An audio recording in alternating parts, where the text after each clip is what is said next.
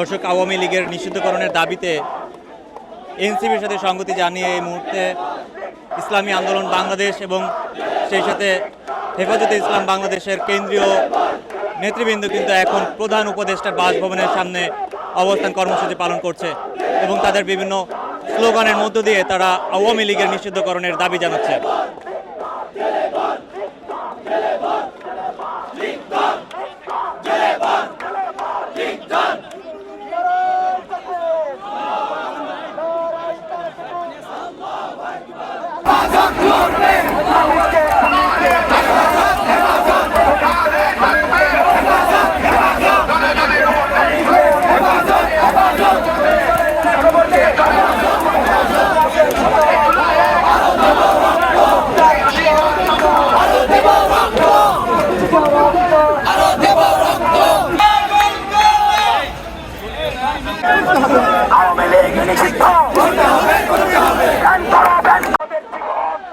বাংলাদেশকে আমরা ওয়াক্ফ করে দিয়েছি।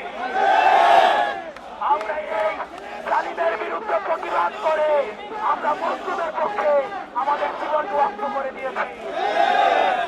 ওই ব্যান ব্যান ব্যান ব্যান ব্যান ব্যান ব্যান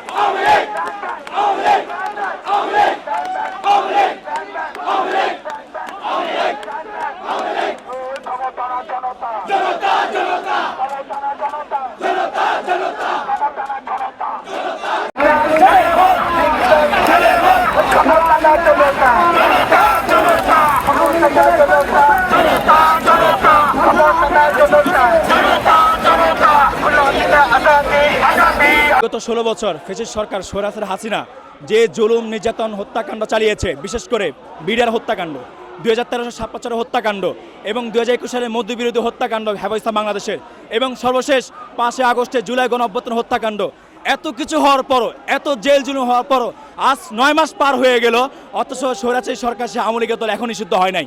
আজকে আমরা এই যমুনায় প্রধান উপদেষ্টার বাসভবন ঘেরাও করেছি। যতক্ষণ না পর্যন্ত আওয়ামী লীগ নিষিদ্ধ না হবে একটা লোক ঘরে ফিরবে না ইনশাআল্লাহ।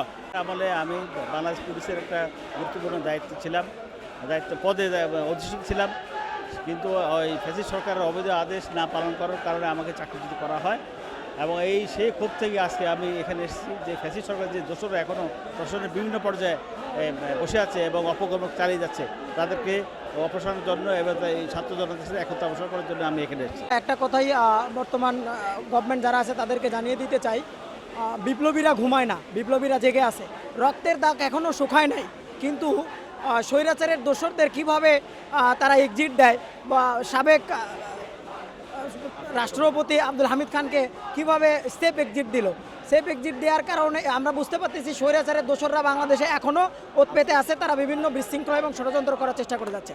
আমরা বর্তমান গভর্নমেন্টকে এটাই জানিয়ে দিতে চাই, বিপ্লবীরা ঘুমায় নাই, বিপ্লবীরা আবার ঐক্যবদ্ধ হয়েছে, বিপ্লবীরা ঐক্যবদ্ধ থাকবে। পরবর্তীতে কোনো ফ্যাসিজম যদি বাংলাদেশে আবার মাথাচাড়া দিয়ে উঠতে চায়, বিপ্লবীরা রাজপথ থেকে যাবে না, বিপ্লবীরা রাজপথে থাকবে।